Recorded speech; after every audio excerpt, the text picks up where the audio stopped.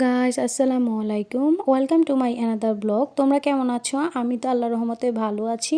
আজকে ওয়েলকাম জানাচ্ছি আমার আরও একটা ব্লগে তোমাদের। আর ব্লগটা অবশ্যই পুরোপুরি দেখবা, আর অবশ্যই আমার ব্লগটি শেয়ার লাইক করতে ভুলবা না। প্রথমেই বলে নিচ্ছি, আজকে সকাল সকাল রেডি হয়ে যাচ্ছি হচ্ছে ঢাকার উদ্দেশ্যে, কারণ আমাদের হচ্ছে আজ মেডিকেল আর ডেট ছিল। ওই দিন হচ্ছে আমরা অটোতে করে চলে যাই হচ্ছে ভুলতা গাউসে, সেখান থেকে হচ্ছে বাসের টিকিট কেটে চলে যাই হচ্ছে আমরা ঢাকার উদ্দেশ্যে। বাস ছাড়তে ছাড়তে আমাদের প্রায় 7টা নাগাদ বা 8টা বেজে গিয়েছিল, কারণ হচ্ছে 11টার মধ্যে আমাদের হচ্ছে ওই জায়গায় উপস্থিত থাকতে হবে।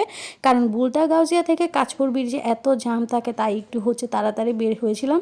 তারপর আমরা বাস দিয়ে হচ্ছে চলে যাই হচ্ছে গুলিস্তানে। সেখানে হচ্ছে আমরা আমাদের লোকের জন্য অপেক্ষা করছিলাম। এখানে দুইজনে হচ্ছে বোর হচ্ছিলাম। যখনই আমাদের লোক চলে আসে, তারপর আমরা হচ্ছে রিক্সাতে করে চলে যাই হচ্ছে ফকিরাপুল, যেখানে হচ্ছে আমার হাজব্যান্ডের মেডিকেল করানো হবে। হসপিটালে হচ্ছে আমার হাজব্যান্ডের মেডিকেল টেস্ট করানো হবে। আমরা হচ্ছে হসপিটালে চলে যাই, আর এখানে হচ্ছে ওয়েট করতে থাকি।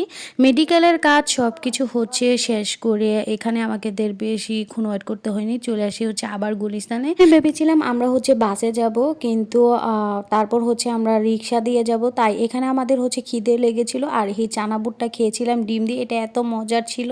এটা খেয়ে দিয়ে হচ্ছে আমার হাজব্যান্ড যেহেতু খালি পেটে এসেছিল, কারণ মেডিকেলটা হচ্ছে খালি পেটে করানো হয়। তারপর হচ্ছে আমরা চেঞ্জি দিয়ে মুড়াপাড়া বাজারে চলে আসি। এখানে হচ্ছে আমরা ভাতের হোটেলে চলে যাই ভাত খেতে। আর ঢাকা শহরের ভাতের হোটেল আমার কাছে একদমই ভালো লাগে না, তাই হচ্ছে এখানে আমরা দুপুরের লাঞ্চটা শেষ করে তারপর রিক্সা নিয়ে হচ্ছে বাড়ি চলে আসি। এই ছিল আজকে আমার সারাদিনের ব্লগ। তোমাদের কাছে কেমন লেগেছে অবশ্যই কমেন্টে জানাবে। আজকের মতো এখানে শেষ করছি। আল্লাহ হাফেজ।